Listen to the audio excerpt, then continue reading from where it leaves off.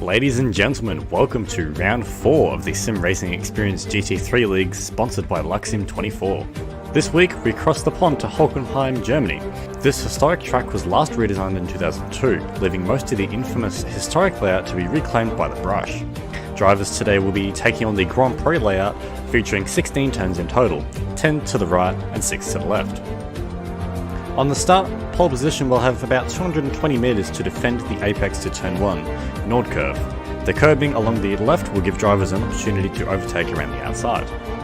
Turn 5, or Parabolica, is the fastest section of the track where drivers will be flat out at 250 km an hour before stomping on the brakes for the tight hairpin of turn 6. Track limits will be tightly enforced through Mercedes and out to turn 10. Drivers who venture off the track too often will be met with a drive-through penalty. Down into the stadium section sucks, turn 12 will open up some overtaking opportunities as drivers look to maximise the exits down the final turns. The Gt3 Lap Record sits at a 1 minute 39.428 set in a Lamborghini Huracan Gt3 in 2017. Drivers will be forced to pit around lap 18 today, opening up a window for some different strategies to shake down. Speaking of shakedown, let's take a look at our M-Class Championship standings before qualifying gets underway.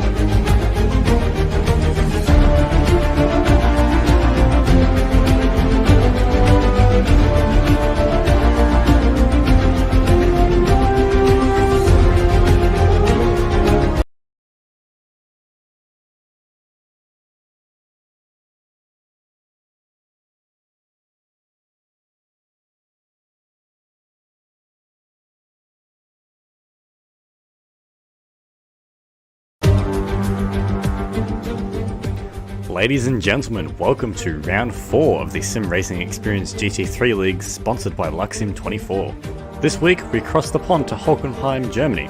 This historic track was last redesigned in 2002, leaving most of the infamous historic layout to be reclaimed by the brush.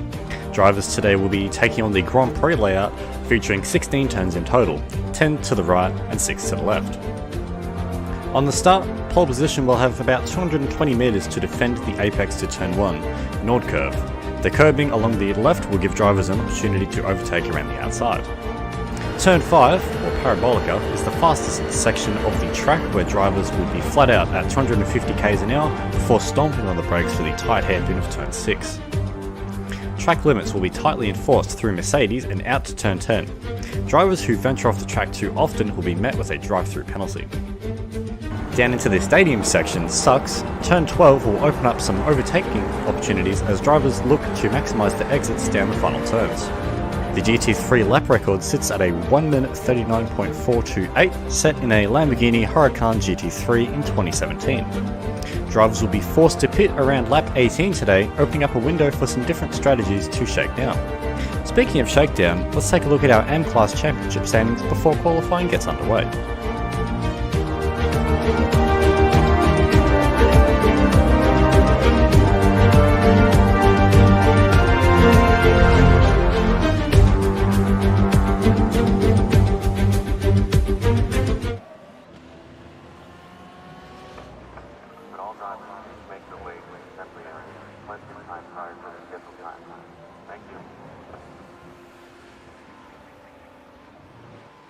Sim Racing Experience GT3 League, where people are doing donuts in the pits, formatted donuts, Gymkhana. In the commentary booth today with me, I have Matthew Boltizer and David Penner. How you guys going? Doing good. How are you? What's up? What's up? Doing good. Doing pretty good. I don't think I mentioned me, but I'm Riley Hayes. Currently we are doing the AM qualifying at the moment. Sergio Vieira currently has set a provisional pole time of a 1:39.999. So just barely breaking into the 39s there. So not as big of a turnout as what we usually see. I believe it's because Hockenheim is one of the newer tracks in iRacing. I think it is actually the last track to be added to iRacing to date. So yeah, it is in fact iRacing's newest road course added. Some other useless trivia, well, not useless, but interesting trivia for Hockenheim. There is a drag strip down the last two corners. So it has multiple users. Also, there's a rallycross track here as well for all of your rallycross dirt shenanigans that you like. I'm currently running on most of the buttons. Pretty early there in Australia, huh? Oh, we have 5:44. Bill Yikes there as well. Everyone running with Ray Peasley now, coming into Parabolica, I think. I don't know.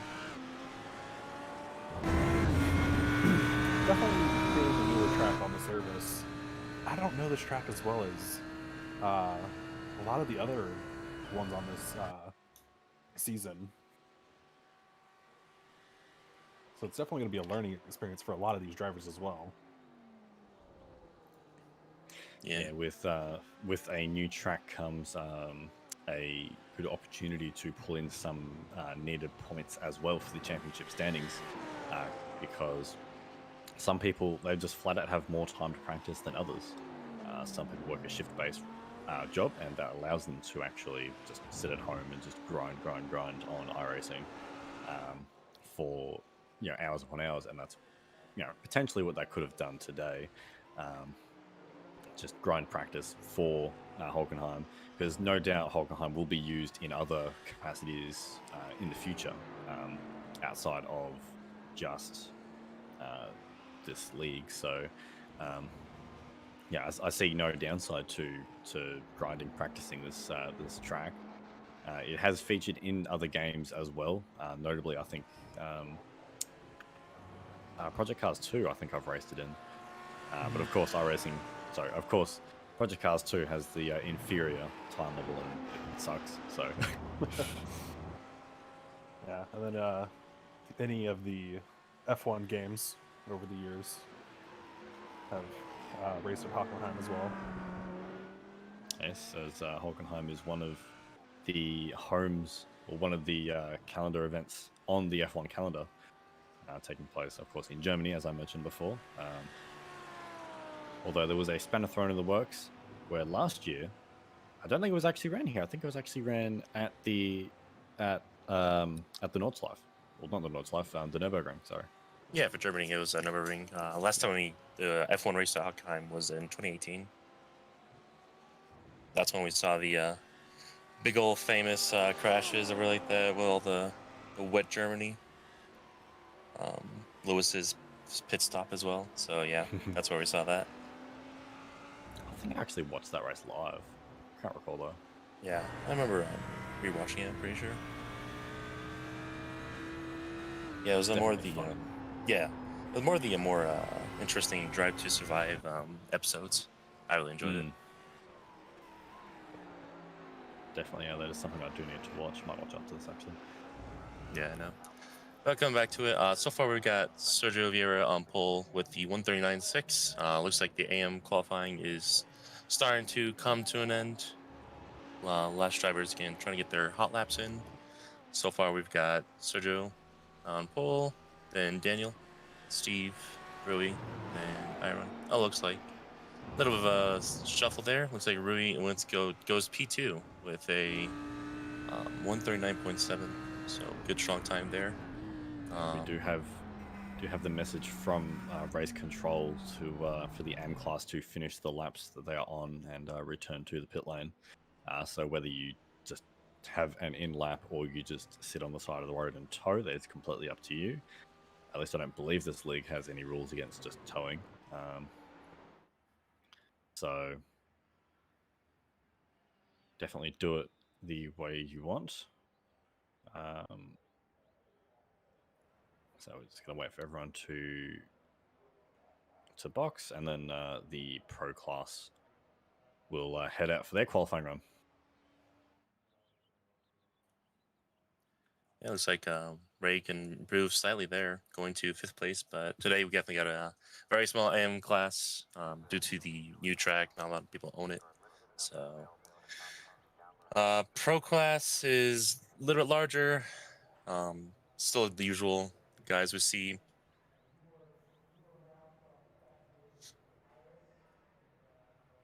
But here we can quickly go over the Pro Championship standings, seeing as we only saw the AM in that introduction video. And so, topping our leaderboard here is Leon Penn here with 88 points, doing very well the last few races. Coming in second is Matt Karuna with Adam Southgate very close behind, only a 1 point difference between those two. Going down the rest of the roster here, we have Billy Fletcher in fourth, Nikolai Thrain, Jorge Pinheiro, Matthew Dumbrine, Adam Bohastine, Gavin Boyette, Matthew Ramblinson, Kevin Vu. Cannot actually read Harper's first name. Elliot Harper, there you go. Luke Mendone, Matt Crow, Lee Bunker, Joshua Burton, and Michael Velez to round out our pro class. As at the end of the pit lane, all the pro class are eagerly waiting to get out there. As the start of the pit lane is controlled by, I believe it is Adam Southgate there sitting at the front in that Ford GT, the only Ford GT in this series. Of course, you can choose any GT3 vehicle that you would like, except the Z4, which is not used anymore, in favor of the BMW M6 GT3, I think it is, the prototype. The M4. M4, sorry. But they have so many SKUs. BMW have so many SKUs. But It's funny looking at the pit lane, just everyone just bonking each other, and now it's just a reset because of it. It's pretty funny. People. Yeah, I saw an Audi go full noise into the brickwork on the left there, and Yep, I saw that as well. Had to contain myself. It was quite funny. As again, we're still waiting for the race control word to exit pit lane. And there we go. There we go. The green flag for the pro class here. So yeah, Adam Boostine repping the Alpine livery for BMW there. Does look very nice. I think this track will definitely benefit from the tow a lot, because of the massive straights that this has. Notably, the straight just coming out of Nordkurve and around Parabolica, which the front runners are going around right now. That's where we're going to see the most benefit from the slipstream is around Parabolica, as we've got Macarena murdering the cones on the outside of Parabolica into the hairpin, just on his outlap, trying to get temp into the tires to try and hopefully set a fast lap. Yeah, there's a lot of straights here at Hockenheim, so there's only a few technical turns. So I'd probably say Mercedes and Suck is the only real sort of technical bit of the track. The rest is just easy left rights, which I suppose is every track if you think about it. Tracks usually are made up of left and right turns. Yes, except NASCAR. They're only left. Yeah, that would be great opportunities coming into the hairpin from Parabolica. A lot of heartbreaking there. Then also maybe some bravery coming into turn 2 after the north curve. There's a couple of spots you can overtake, but I think those would be the big ones, really. Definitely. Also, possibly could be some action into turn 7, which is before Mercedes. Bit of a, I'd probably call that a 4th gear right-hander. So you definitely would have some balls of steel to go around too wide there. In these cars, especially with the lackish, or with the downforce, sorry, that it is lacking compared to something like a GTE or an LMP. Still definitely doable though if you have the right people behind the wheel at that point in time. As we've got the pro guys starting their flying lap here. Yeah, see that it's turn 7 there. I mentioned just on stream. Now here we go. Yeah, definitely interested to see if people would go too wide around there. I reckon people would, because people. Come on, we're in a lobby full of racers. Everyone's going to try and go for every gap that they possibly can. Try and embrace that one quote. The one center quote. Yeah, the one center quote that was made. Well, I actually read an article. It was posted on I think it was the iRacing Reddit, and it was talking about the cone of like tragedy or something, where basically there's like a line, there's an imaginary line between your car and the apex of the corner when you turn in, and if the following car goes into that, you're pretty much like destined to make contact, because like realistically you're in your blind spot and like you can't really turn out of that. And I was reading it was like you're the mistake for making contact, and it was honestly like brutally honest, but someone needed to say it. You can find it on the subreddit. I think it was posted there. I forget what it was called. It was something along the lines of like you were responsible for that contact or something. But as we have our first pro, or most of our pros, coming through on their first time laps, we have Elliot Harper now sitting on provisional pole with a 138.56. Yeah, so far looking at the screen now, no one's setting their personal best sectors here. We'll see coming to the hairpin where the comes into sector 2 here. See if anyone improves, especially on Billy Fletcher there. Looks like nothing so far.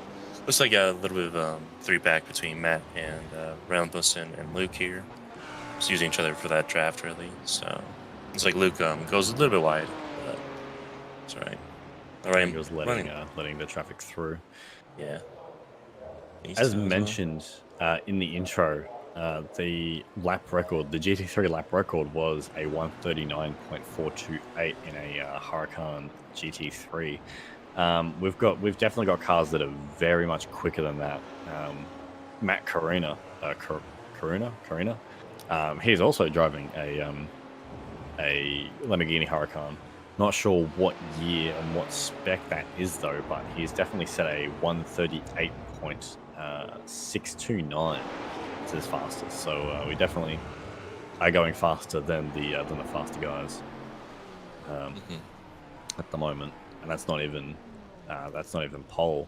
Pole is Elliot Harper, as mentioned before, provisionally with a 138.556, unless he can improve it. Just coming past the line now. I don't think That's not a pure stone. You might have got it off track somewhere.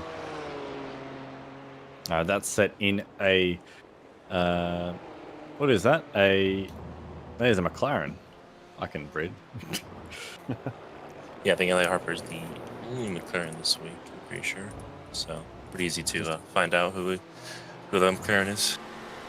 Just adore the flames coming out of the back of that thing. It looks so nice. I think it's the definitely. only car that does it, as far as I know, at least on the iRacing platform. I believe a lot of the other cars will have small backfires, but they don't have the full flame that the McLaren does. The big marshmallow. Yeah, no, running along with it, Harper with Luke right on his tailpipe there. So far, coming out of the City Stadium, coming into turn 7 to the SAC session so far. Looks like already done 2 personal best sectors, so we'll see. He's looking to be improving his pull so far, but no one has been really able to catch up really too close to him. But looks like Matt Karuna about 7/100ths of a second right behind him, with Leon about 10 behind. Luke right behind Elliot here, just trying to see a benefit off that draft. Can get him a faster time. And look at those guys just going way out there. And we're going to see Luke go to P2, 2/10 behind. And Elliot Harper making a massive gain as Matt goes for a little spin there. About 1:37.8, 2/10 over Luke right now. So really fast lap time from him. Really impressive, good stuff. You can see Elliot towing back to the pits there. Bit of a weather update for everyone watching at home. It's partly cloudy, 23 degrees Celsius ambient, and a track temp of 39 degrees Celsius. So it is pretty hot at the moment. I reckon if we had ideal conditions, we would definitely see times in probably the very high 36s. Yeah, I think it's the first time actually seen the track really this hot for the series so far. Also have some pretty good winds there at in the mid 30s for kilometers an hour. Yeah, that's for about wind speed, so 20 miles per hour ish. it'll definitely play a small factor on some of these cars coming into certain corners and stuff, depending on which direction that wind is blowing in relation to that corner. Yeah, definitely. GT3 cars are aerodynamic, but they're not, of course, aerodynamic as a F1 car, you see. So if you have these type of winds on an F1 car into a certain turn, then it would just really upset the car with these type of winds, which is just crazy. But GT3 cars, it will upset maybe just a little bit, possibly, but really seeing that there isn't that much of... I mean, don't get me wrong, these cars do have a good amount of downforce, which really just... really able to see how they just stick. It's just more of a mechanical grip over the aero than we would usually see with the F1 cars around here. But so far, Elliot's still on pole. They could potentially get a small push down the back straight. However, I don't think they actually do. The wind's actually blowing north. And if I'm looking at the map correctly, the back straight, so through Parabolica, is actually going westbound, I think. So you definitely wouldn't be benefiting from any sort of push or like any tailwind or headwind from that. I'm not sure if tailwind actually does anything in this game. I haven't done any testing myself. I'm not that good at the game, so yeah, not sure. Yeah. Also, Billy Fletcher was on really good lap so far.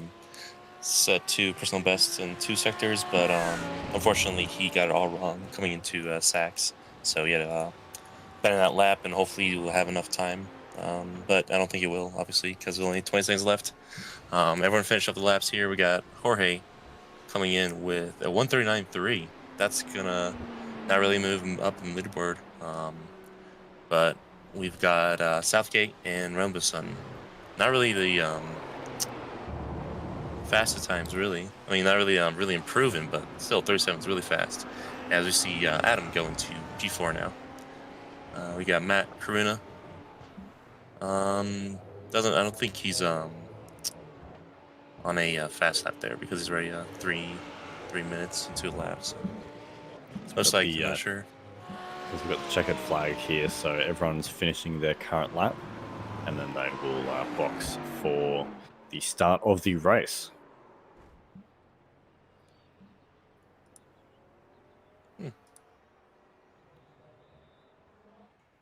Seeing a lot of people getting turn 1 kind of wrong, honestly. So we'll see if that will really factor in. But yeah, coming in. It's a really fast right-hander, so he comes side by side into turn 1. We'll see who will really survive out of it, but it's a really dangerous corner that you have to get your line pretty much correct to get the most speed out of it. It's definitely a deceptive corner, I will say. If you haven't driven this track before, it will catch you out if you're not careful. Because it looks really shallow, and then you actually get to it. Because, like, at least how I race, I look at the corner and I'm like, okay, that looks like a pretty chill corner. And then you get to it, and then it's like, holy crap, this is way sharper than it actually looked. And then now you're off into the barrier, and you're emulating Valtteri Bottas in 2018. Yeah, just seeing really more like a really hit, really but yeah, it's really deceptive because it actually still does quite a bit, kind of like a little bit of a right curve, so still turning after the your the right side hit from your tires hitting that apex. But yeah, that's really it so far. Qualifying has ended. About to look at the grid in any moment here. But yeah, I think we'll be I think we could be a good race between Elliot, Luke, Matt, Adam. You know, all those top pro guys, trying to get the most points out of the championship, really. But it really feels weird because it's such a weird race because there's about 10 less racers on average that we usually have at this race. So other races will be getting the definitely the less points out of it. So we'll see how it shapes up the championship. We've currently got 16 races connected to the server, where we usually have, I'd say, 25 people connected to the server? 25 races connected. Whereas, at the moment we've got 16. And then, of course, Spence and David there running up the bottom too. As I think we're going to have the grid now. So on pole position, we have Elliot Harper, who set a 137.8. Luke McCone is P2, set a 138.1. I'm not going to do the other two figures, it's close enough. P3 is Matt Carina with a 138.4. P4 is Adam Southgate with a 138.6. Leon Penn is a 138.6. Billy Fletcher a 39.1. Jorge Pinheiro 39.3. And then Sergio Vieira, Rui Pinheiro, Daniel Pole. They truncated the number 11 car again. I don't know his first name. Matt Rambleson, Steve Hannon, Adam. Yep. I don't know his last name. Ray Peasley and Byron Russell and Mark Southgate wrapping up the bottom 16.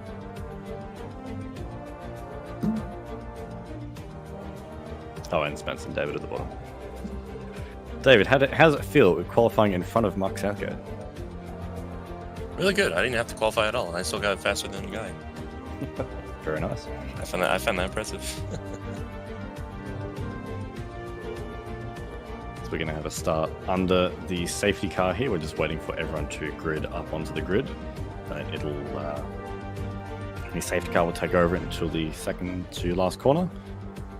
And then the start will be in Elliot's hands. It'll be underway in just a second once iRacing deems that everyone's connected. Yeah, it's nice finally being out of the US for about 3 rounds now into the 4th round. In Germany, cross-bound, so it's nice seeing the Porsche safety car instead of the Mustang the whole time. I like his Porsche a lot better than the Mustang, honestly. That Porsche does definitely look better, I will say. Definitely. As with the grid rolling, coming to the start-finish, Elliot Harper pole position. It's going to be corralling the cattle into the in-lap, coming into the green flag here. Very short safety car period, as I noticed. Right before the sack, so I thought it'd be a lot for the back, but really doesn't get that much time for racers to get ready for the race. But we're shortly going to be here, going to be going green very shortly. And there goes the pace car into the pits, giving control to Elliot Harper. It's really bunching them up there. And there we go. Green flag here. 45 minutes now at Hockenheim. Races come into the Nord Curve for the first time.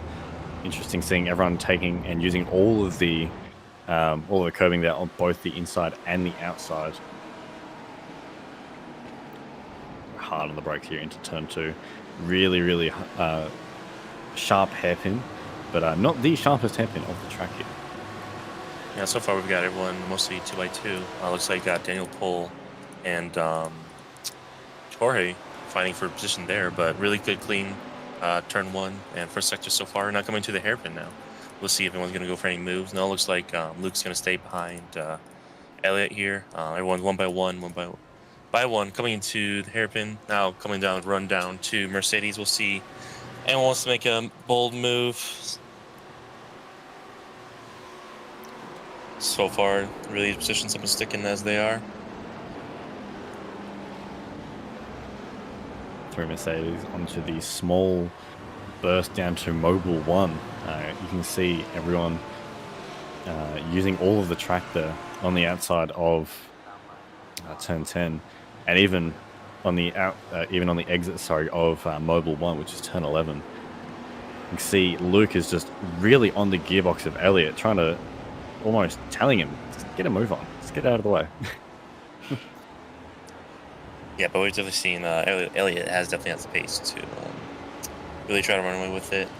But so far, Luke is just right behind him, honestly. So far, the gap's still relatively close to each other. No one has crashed out, which is amazing to see. But it looks like we got actually a replay here of who is this? Oh, bit of a spin and contact. Wow, contact with 3 cars.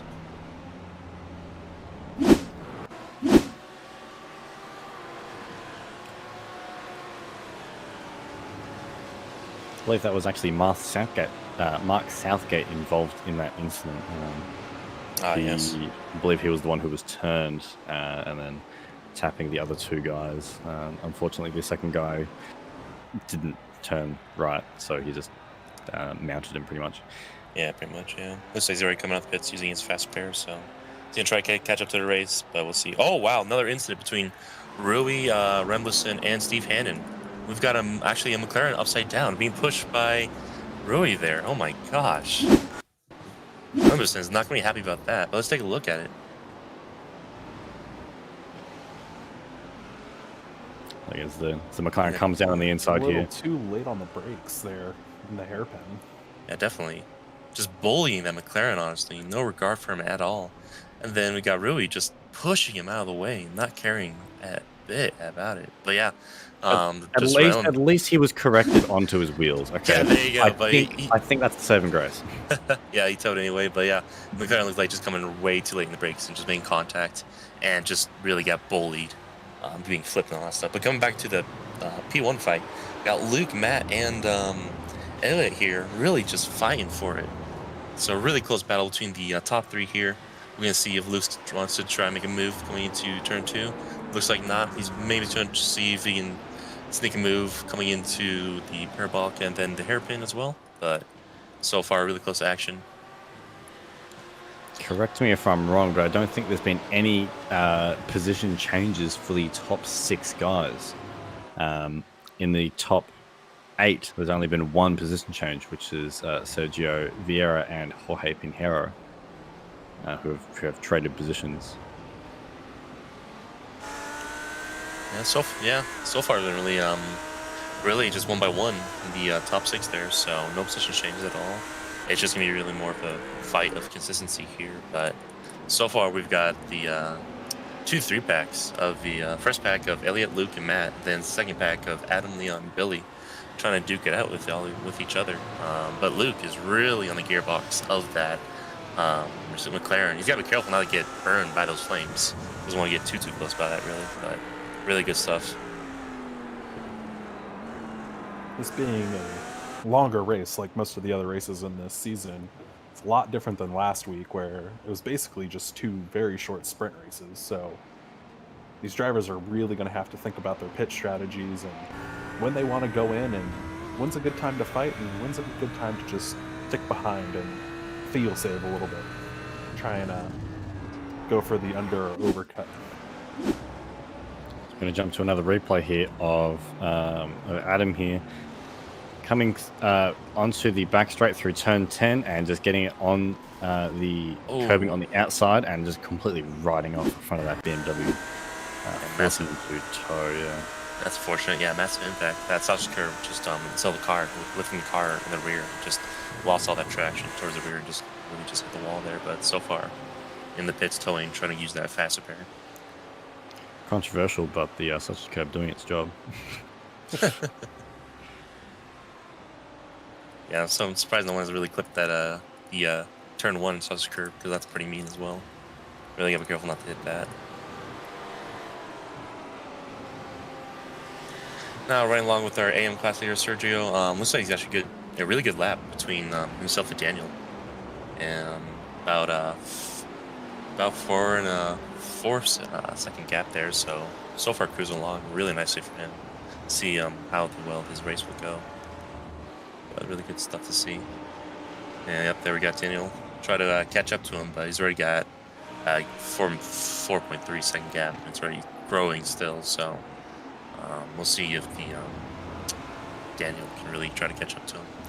We got back. And sorry, Daniel's gonna have to pull out some pace from somewhere if he wants to try and catch up with Sergio and get a P1 and win. But then again, there is 38 minutes left of the session. Really, anything can happen.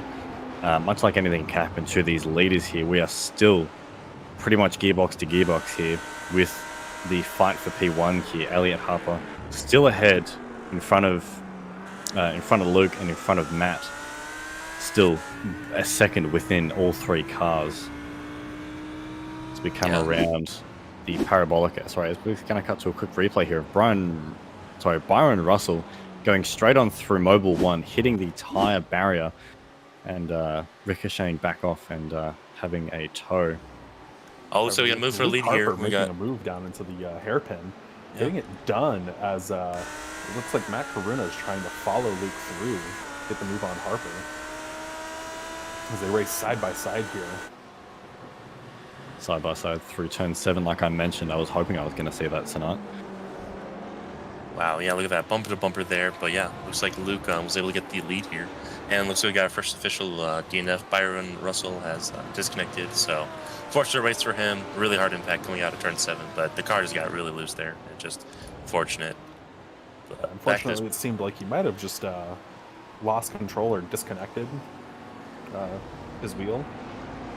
Because there was absolutely no attempt to try and make into that turn. Yeah, I'm not really sure what happened there, honestly. Don't know if the car just twitch, just like oversteer, twitch, whatever, massive one, but I'm not sure. Hopefully, next race will be much better for him, but unfortunate for him. As we can see, Luke has just taken P1 and just walked with it. It's about 6/10 in front of Elliot, who's got Matt just literally a 10th off his bumper there. So Luke definitely has the pace to be out in front leading. But then again, Elliot also has to defend now from Matt as well, so he's going to be held up a little bit more because he's defending. So it's a question of, should I give the position to Matt and then make the undercut later on, or do I defend it now and try and keep him ahead of me before the pit stop? That is the questions that are going on inside Elliot's head at the moment.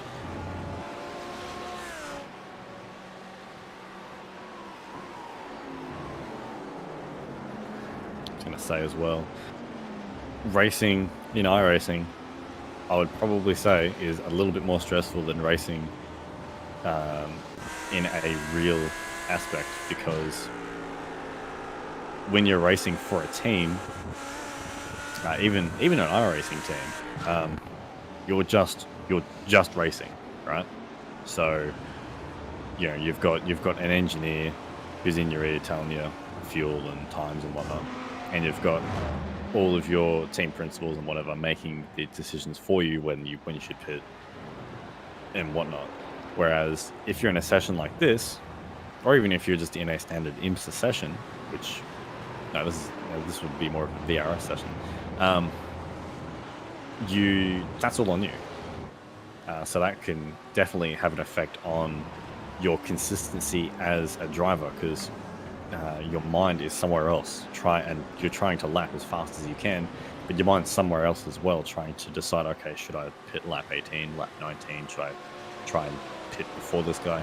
It's definitely a little bit more taxing. I mean, then again, I haven't raced in real life before, so I'm not too sure how much stress the body is actually under, but definitely got a lot more playing on your mind with strategy-wise versus just purely racing, especially in a league like this. Very true. Yeah, I would agree with that point.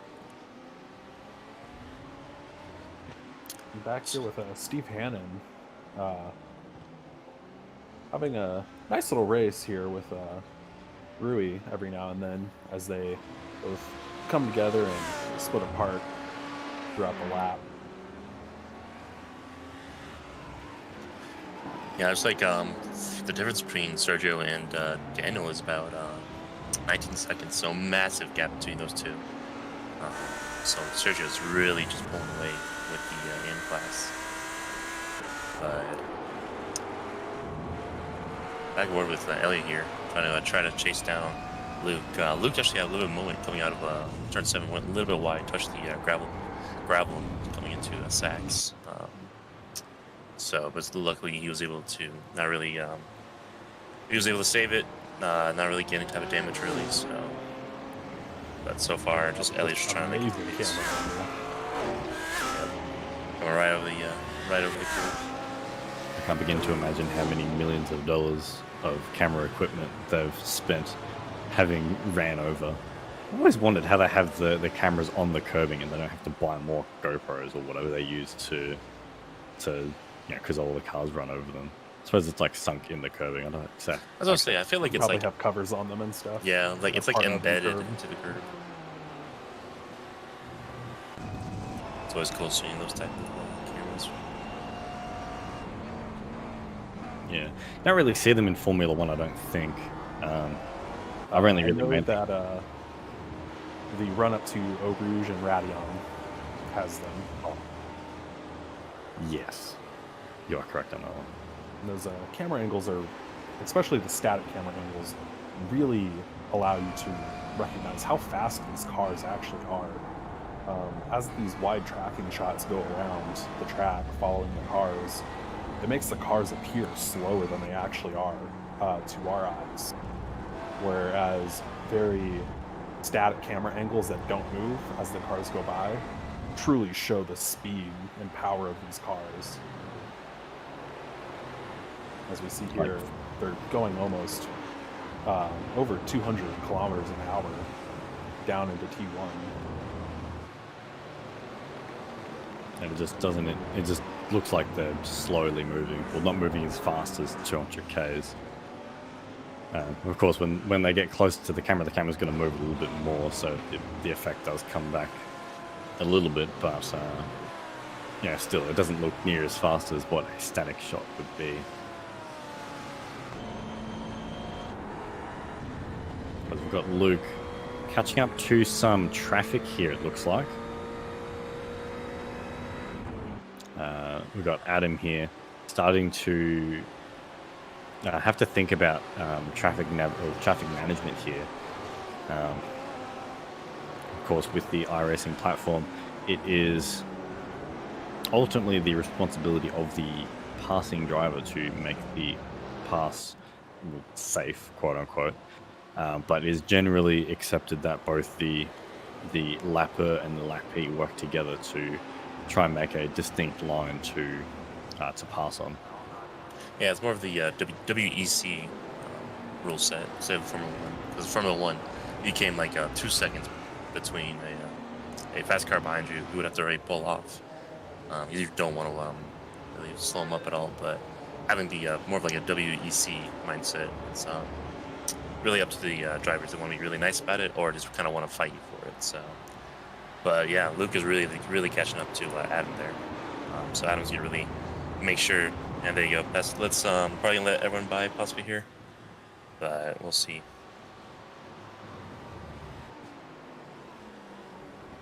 Ooh, we holding up. He sees he slows it down on the exit, trying to Ooh, let as holding up many Matt people right through. now. Yeah, looks like you Trying to held let Matt us- just a bit. Trying to let as many people through as possible. You can see Matt there just furiously flashing in the background. Yeah, he Matt's tried, not happy about that. he tried to let as many people through, but not while also not slowing himself up too much.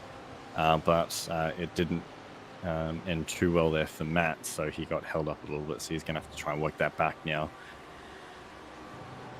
Yeah, losing about looks like about a second, honestly. So fortunate for him. But running on the board with Ray Peasley in 5th in class right now. About 12th overall. So far, really no one around him. He's just kind of in his own mind. He's about 15 seconds to Steve Hannon, so really no one to go around with. So really on his own there. Coming back to the P1 battle, Elliot Harper just trying to make up that pace, which is really awesome. Coming through the final sector with Hockenheim, really trying to make up the inches and meters to Luke here. But Luke is really showing good pace there as well. But I think Elliot will be catching him very soon.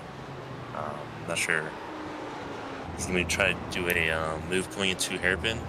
He's a little too far back from the turn 2 dive, but it looks like Luke is actually defending just a tiny bit, getting off the line. And of course, when you defend from someone behind, you inadvertently give yourself not an ideal line through the corner, therefore actually slowing you up even more. So, while you may defend the position from that corner, as we see Elliot not making a move there, while you may be defending from that corner and you might not give him the position, you might compromise your exit speed, and then he will just get you on the straights, or have a better opportunity to get to take a lunge up on the inside at the next turn. So definitely something to consider if you are racing.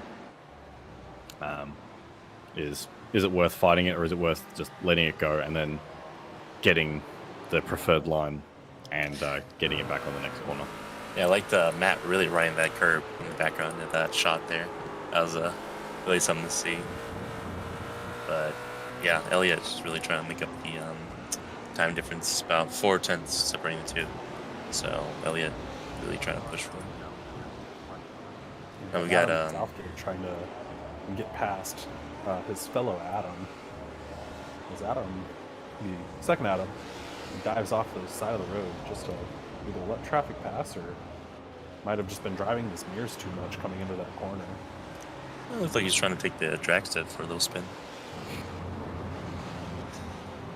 He could have potentially got started as well once he heard his spotter go right side. Yeah. So like, ooh, who's trying to pass me here? Yeah, but it looks like he's had led to 2 cars by, so that's good for him. Got Luke here still out in the lead here. About 21 minutes into the session. About 26 minutes to go. Still going to be holding up the lead. Elliot's just going to be ever so slightly just getting a little bit closer and closer every time. Currently 3/10 back from Luke at the moment. So, knock on wood, if everything goes right, Elliot might have a chance next lap.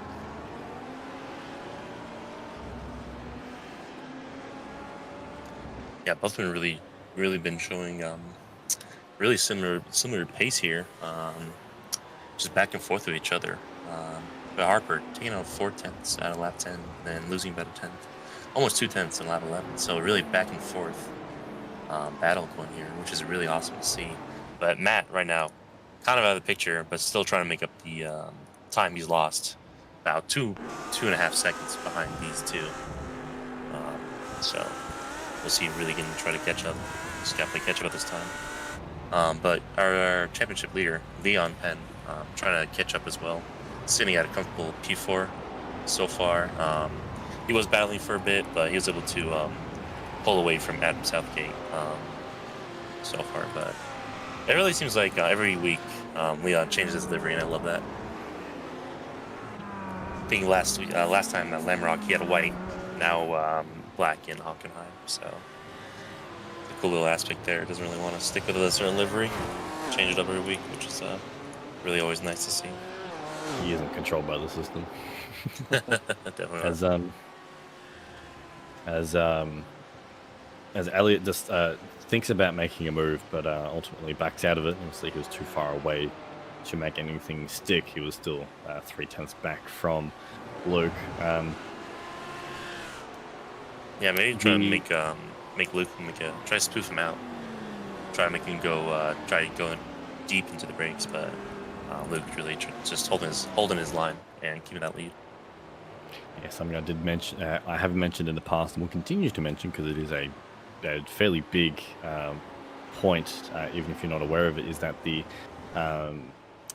driver mentality is a big part in racing, and trying to out-psych your opponent, trying to juke your opponent out, if you will, trying to bait him into a move that you're potentially not making, definitely is a way of trying to make them to force a mistake to, of course, make an easy overtake.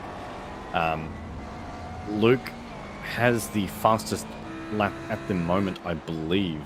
Sorry, let me just read. Sorry for a sec. No, it is currently Matt Karuna who has Matt Karuna has the fastest lap of the race currently at a 138.69, with Elliot Harper just behind him with a 38.71 and Luke with a 38.76. So all those guys are real quick right there next to each other with their best times of this race so far.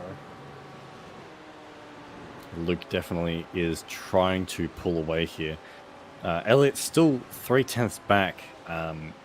However, Luke's last time was 0.2 of a second faster than Elliot's. So Luke posted a 38.7, whereas Elliot posted a 38.9. So he's definitely trying to hold on to whatever he can for the title, or the title here at Hockenheim. Yeah, it's really back and forth.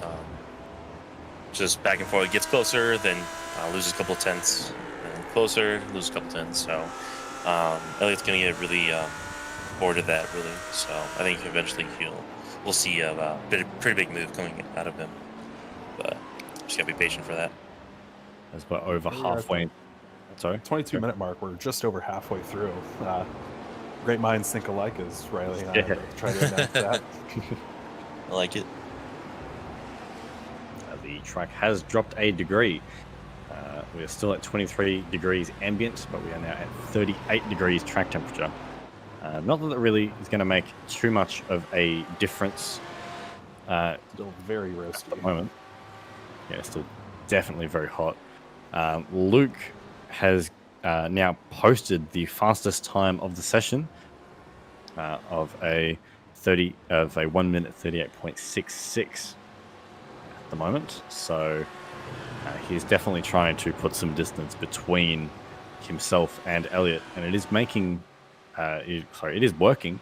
There are currently 0.6 between Elliot and Luke, so the slipstream will start to become not as effective as it usually is, and he'll just become increasingly further and further away on track.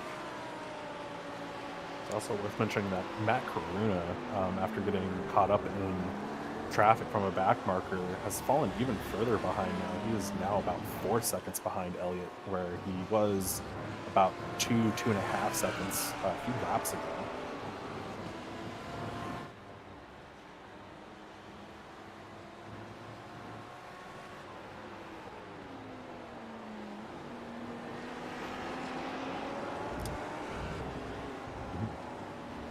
Yeah, so far we're on lap 15 so far, and as you said in the lovely intro, cars will be pitting around lap 18. So looks like don't know if the pit window will be starting to open here. Don't know if it'll be interesting to see if Harper will come in at the same time as Luke, or if he's going to try the undercut or overcut strategy. But now we've got Gavin, that's actually our little pit guy here. Yeah, we're starting to see these drivers get closer to their pit window, and it is something to note real quick that the Audi and the Lamborghini, first and third place right now, Luke and Matt, they're both running 5.2 V10s in those cars. They're going to burn a little more fuel than this McLaren running in second. So Elliott may have an opportunity here to make up some time in the pit lane, depending on if he decides to go a little further. As it does get that slightly better fuel mileage, it could make a difference here. So you definitely think the overcut is more of the better thing for Harper to do here? I think it's an option for him. I think that he might be able to make that extra lap that bit further with the clean air, and will probably spend a little less time in the pits as he doesn't going to have to take as much on as Luke or Matt will have to take. Yeah, that'll definitely be interesting as we seen a couple of laps where he'll be starting the pit.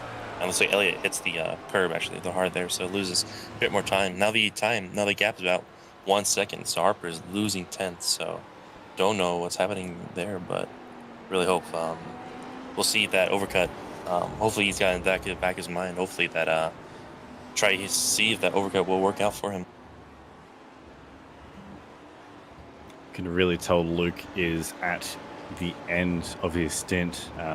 He's just getting faster and faster. His last lap was a 38.56, which is a session fastest lap time at the moment. And Elliott behind him posting a 38.86.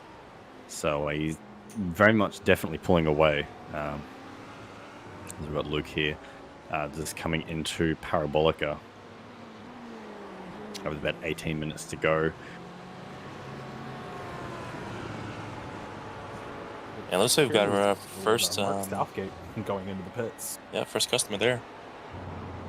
This is a fairly difficult pit entry because you have to cut in from the final set of corners, and so you have to really slow down a little bit more than you're normally comfortable with. Makes it a little bit more of an interesting turn in. So with the BMW being a little bit better on fuel, we'll hopefully see Mark get a little bit more room up on the next cars. But I think he's about a lap down right now, so it's going to be tough for him to make too much room up. It is right here on the front straightaway, so you'll be launching out of the pits straight into turn one. Although, going off the cameras, it seems like he... Maybe taking tires. The pit jacks. I believe he's taking tires. With the first car coming in, we'll probably see the leaders coming in fairly soon. I don't believe that any of these cars are going to make it that much further, but I am curious to see if Elliott in that McLaren will make it that bit further with the better fuel mileage on that car. Yeah, we've got to mark Sergio, out our current AM leader, with a very comfortable lead between himself and Daniel Pohl. Oh, actually, just to cut in here real quick, Elliott has actually gone in early, so a bit of an undercut here with Elliott Harper going into the pits a little bit earlier than Luke and Matt and the rest of the pro field. I think Adam Southgate's followed him in now. Yeah, it looks like he was first one to blink. It may work for him. You get an opportunity to cool your tires down. He's right here at the end of the pit lane, so he'll get a good exit. It honestly might be the best option for him right now. He's going to be clear of trying to chase Luke down and can just settle into his laps for a couple of laps here. He's already out of the pits. And there he goes. He's back out. Very, very good stop for him. We'll have to see where it lands him within the rest of the pro field, but a very quick stop in and out. He's currently sitting P7. He's got 7 seconds to the car in front and 7 seconds to the car behind. So he's definitely got some clean air. He can try and put down some solid lap times. It's going to be interesting to see what he can do there with that full tank of fuel, as much as he's going to take anyway to get to the end. What he can do with the stint-old tires and also the fuel in the tank as well. Yeah, most definitely. Gavin, what's the amount of time that's going to be the cars are going to be in the pits for? We're looking at something around 30 seconds overall, around 45 seconds overall in the pits. For the cars that are able to save a little bit more fuel. So we'll see exactly how much they can save. Luke McKeown going into the pits now. So the leader has gone ahead and pulled in. It looks like Matt Caruana might be... Yeah, Matt Caruana's going to follow him as well as Leon Penn. We'll see if Billy Fletcher follows them in as well. Yep. So looks... Yeah, there we go. So Billy Fletcher falling in. So the rest of the field has gone in. We'll have to see if the undercut from Harper is going to make a difference. So it's going to be kind of a race to this second turn. I think all of the AMs are coming in too. Yeah, the AM field is following. Daniel Pohl came in last lap. It looks like Sergio Vieira is coming in. Rio Pinheiro is probably going to follow him as well. Jorge Pinheiro is coming in as well. So we see Elliot Harper onto the front straightaway. Looks already on his way. Just came out of the pits. It's going to be close. It looks like Elliot's not going to make it to him as much. One of the same distance between him and Luke before he pitted. Mm-hmm. He's even got some traffic in between them as well, so it's going to be interesting to see if he can navigate around that or if he's going to stay complacent with P3. I know I wouldn't be complacent with P3, but we'll see what he can do in the last 14 minutes left of the session. Hovering stuff right there didn't really work out too much in his favor, so looks like Luke just running away with it now. So hopefully Elliot can just come back and make up the pace, but he's got to try to pass this other fellow McLaren in the race to hopefully he's gonna hope that this traffic will not hold him up at all.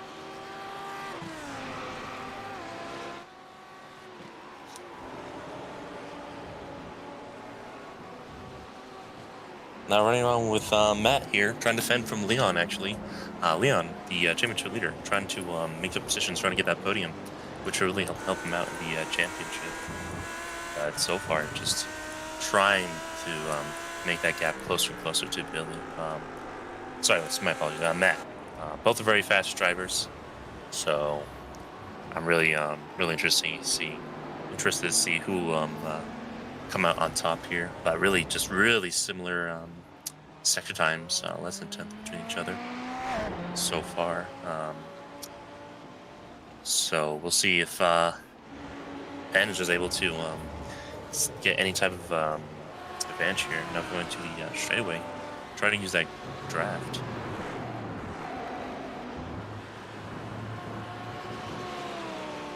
So both cars going a little bit wide, but that's of course fine to do going into the turn one there, going into turn 2. Still got the difference of about 6/10 between each other. Leon making just a tiny bit, trying to catch up to Matt there. He's by the end of the straight, having that draft, you're about 6 kilometers quicker than the car ahead of you, so it's going to make up the gap. And you already met up at 10th as well, so right now it's 4/10 behind Billy. So that's a really nice draft to have there.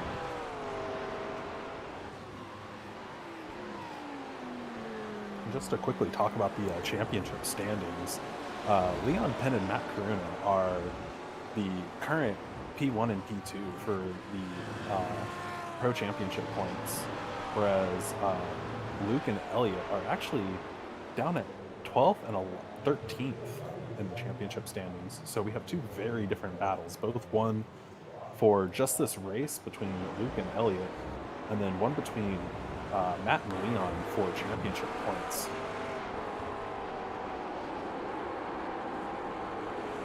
Definitely interesting to see, even in a single class race like we've got here, that we've got, again, two very different races, two different agendas, I should probably say, running in the same race. So definitely interesting to see how that's going to pan out over the last 11 minutes of the session. Daniel Pohl pictured coming through Mobile 1, that very, very blue Huracan GT3 coming through Sucks now.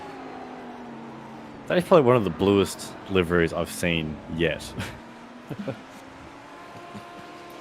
Yeah, so far he's got almost like a 14.5 second gap between him and Sergio, so we'll see what happens there. Also, Mark Southgate been in pits for about 7 minutes now, so I'm not really sure what's going on with him. Don't know if he's retiring the car or something, but I'm not sure.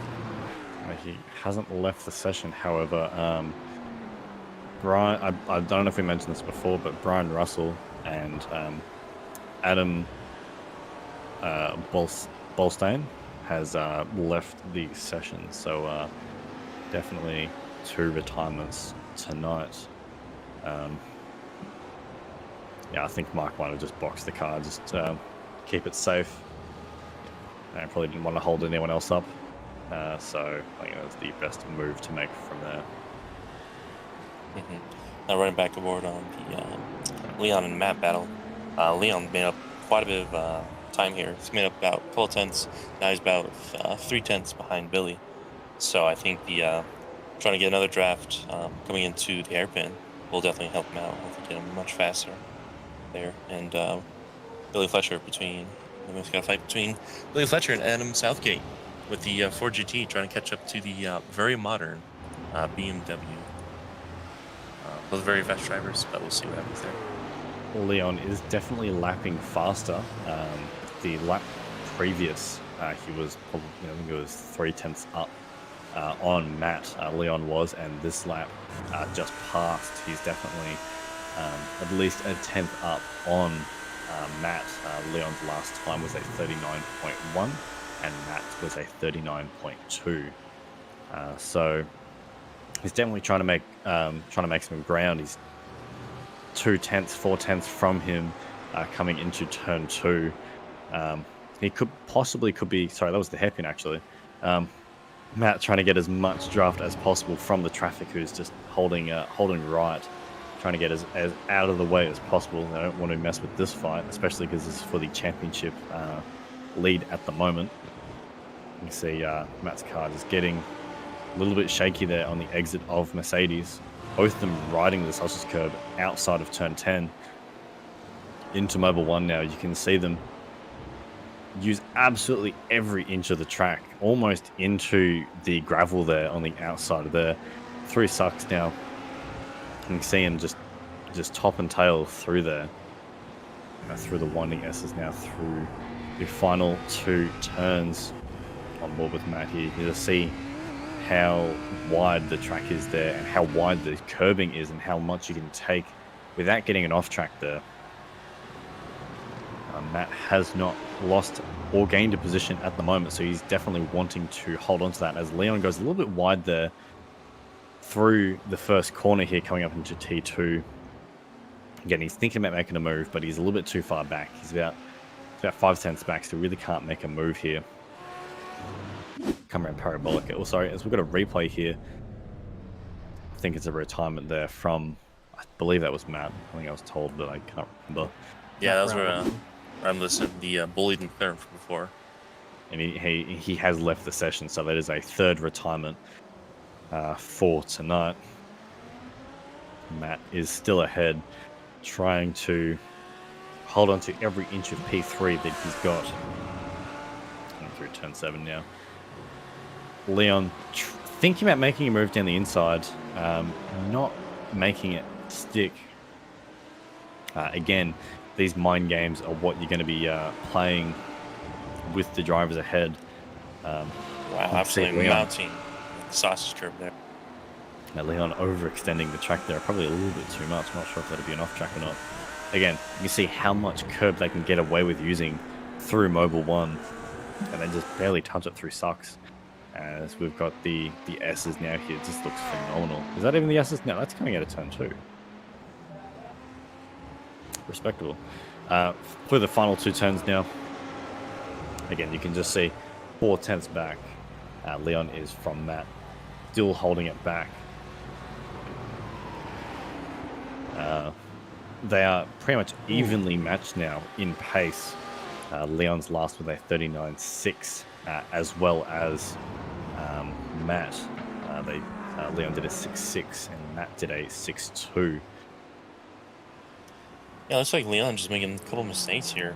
Took a chunk out of that turn 1 such curves. That really sent him a little bit of flying there. Lost a little bit of time to Matt, looks like. A little bit farther back, but I'm pretty sure he'll be able to make up in pace. He's going to, looks like he's going to stay behind, not go for the lunge yet. Just going to stay patient, waiting for opportunity. Try to see if Matt can make a mistake. Yep, Matt losing that most amount of track they can try to use there. The Gt3 cars, they do have the allowable ride height to be able to get away with this type of things. But as we saw with Adam before, they can actually really bite you back. As when you come out of turn 10, just hit the wall really hard because they think the sausage curve there. Yeah, those outside left-hand tires are super overloaded coming out of turn 10 because you're pretty much flat from Mercedes through turn 10 onto the back straight to try and get as much speed as possible. So if you hit that sausage curb wrong, if you even look at it the wrong way, it will send you to the Shadow Realm. Of course, because you just run out of grip on those outside tires and will get spun. As we can see how close Leon is to Matt here. He can very, very distinctively make out those rings as he's about a 10th coming into the first corner. Both of them using almost all, and even then some, of the outside curbing. Leon thinking better of making a move into turn 2 to come around to Parabolica. Yet again, we've got 4 minutes left in the session, so I dare say we've got about 3 laps to go, possibly, depending on where Luke is on track. It's like Matt very much defending into the hairpin, not wanting to give that position up to Leon. Yeah. Did get side by side there, I think, at least from this camera angle. Did get side by side, but didn't make it stick, unfortunately, as Matt did have the preferred line there on the inside of the hairpin to become through Mercedes. Yeah, Matt just seemed to be just staring at that. Billy Fletcher and Adam Southgate coming side by side. Still side by side coming out of turn 10. Adam, unfortunately, losing a position there to Billy, who made it stick through Mercedes. And again, you can see how wide they overextend coming out of Mobile 1, almost touching the gravel.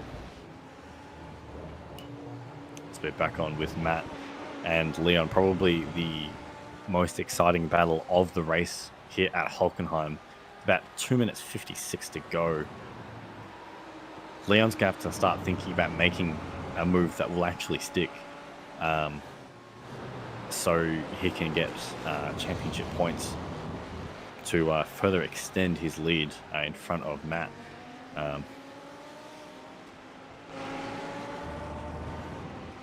It was like Adam Southgate just really trying to get past by Billy Fletcher. He was chasing him down for a little bit now. Looks like he has caught up to him, but Adam can see if he can benefit off the draft here. So far, we got Elliot Harper try to catch up to Luke, but Luke's running away with it. Going back to the Matt and Leon battle. Leon Penn is really desperately trying to see if he can make something stick, but so far, with about 2 laps to go, honestly.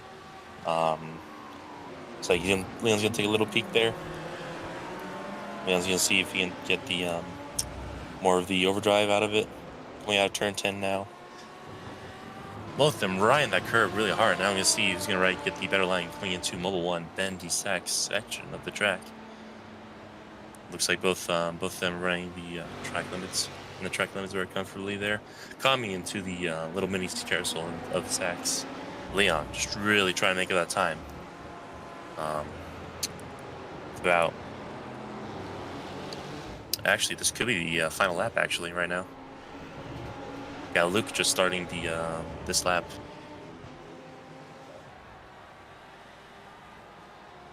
Back on board with Matt here. It's about 2/10 between Matt and Leon. They come through the first corner on the run down to T2 here. He's like, you can see that he's thinking about making a move, but that would give him a less than ideal run onto the Parabolica, which then would give Matt the opportunity to just get him back through to the hairpin. And of course, he doesn't want to do that, so he leaves it. Leaves it for Parabolica, but Matt is thinking practically about it and going really defensive, trying to defend from Matt with at all costs, trying to hold on to that P3.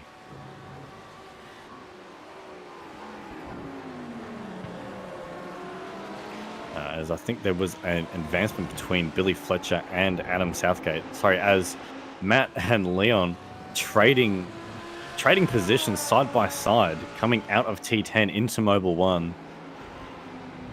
Matt just edging out in front of Leon.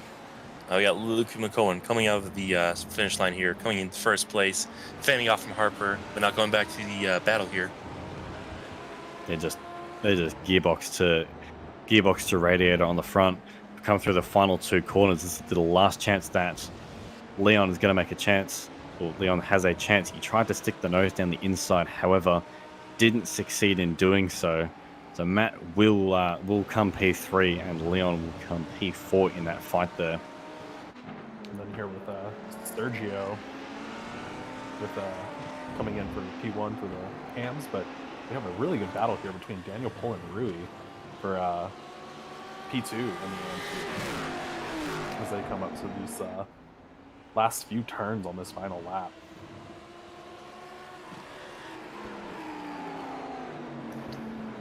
They're coming through sucks. You can just see how much they throw, how much Daniel threw that Huracan GT3 into sucks for the last time. You can see the checkered flag on his dash. He's wanting to hold on to those points. He's wanting to cross that line. And he will in P2, followed by Rui in P3 for the AM class. Definitely well driven, everyone, today here at Hockenheim. Now, yeah, we've got the last couple of competitors finish the line. Really good performance out of Luke today. Really just able to pass Elliott for the win, just able to run away with it towards the end there. Also Matt Karuna as well, being able to fend off from such a fierce competitor of Leon Penn. So really good battles there between the top four. But really good performance as well from Sergio, really pulling away with it, and then also Daniel actually doing really good in championship.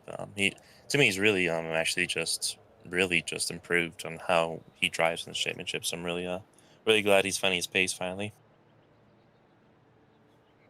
So we've got the race results here from this session. So in P1 is Luke McCowan.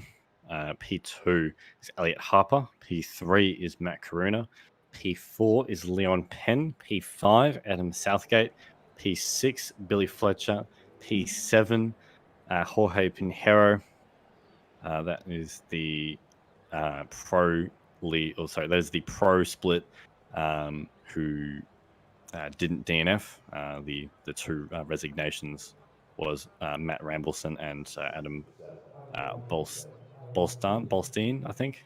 And in the AM class, Sergio Vieira, Daniel Pohl, Rui Pinheiro, Steve Hannon, and Ray Peasley will wrap up the AMs who passed, and Mark Southgate and Brian Russell, two unfortunate DNFs. And Spence and David wrapping up the bottom, P17 and 18. There you go, very nicely done. Got the championship standings here. Leon Penn is ahead with 156 points. Following is Matt Karuna, who's just 1 point behind at 155 points. Adam Southgate is P3 with 142 points. Billy Fletcher is 125 in P4. Elliot Harper is 123 in P5. P6 is Luke McCone with 119. P7 is Jorge Pinheiro with 112. P8 is Adam Bolstein with 97 points. P9 is Matt Rambleson with 88 points. P10 is Nikolai Thrain with 56 points. P11 is that Matthew? Yes. That's all. Yes. Matthew Dambrine with 51 points. For P11. P12 is Gavin Boyett with 43 points. P13 is Kevin Vu with 34 points. P14 is Matt Crow with 20 points. P15 is Lee Bunker with 9 points. P16 is Joshua Burton with 8 points. That was for the pro class. For the AM class, Sergio Vieira out in front with 176 points, who got the win today. P2 is Rui Pinheiro with 159 points. P3 is Daniel Pohl on 141 points. P4 is Ray Peasley with 121 points to his name. P5 is Mark Southgate with 120. P6 is Steve Hannon with 119 points. P7 is Byron Russell with 117 points. P8 is Jamie Goodall with 94 points. P9 is Tristan Rosier with 65 points. P10 is Zachary Livingood, I think that is correct, with 52 points to his name. P10 is Lucas Hamilton with 28 points. P12 is Chesler Shelton with 20 points. P13 is Dom Payne with 18 points. P14 is Zachary Thornton with 7 points. And P15 is Michael Della Sala with, unfortunately, 0 points to his name. So, that is it from us in the commentary booth. I think we've got some driver interviews. So, Gavin will definitely be hosting that in a second. So that will be... So, yeah, we will be joined with Gavin in the pit lane for some post-race interviews.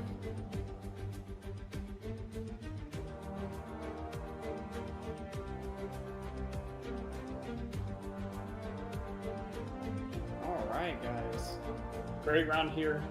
Great round here at Hockenheim. We're going to get some interviews here now. I think we have Daniel Cole in chat with us. His mic is still muted, but I think he'll be with us here momentarily.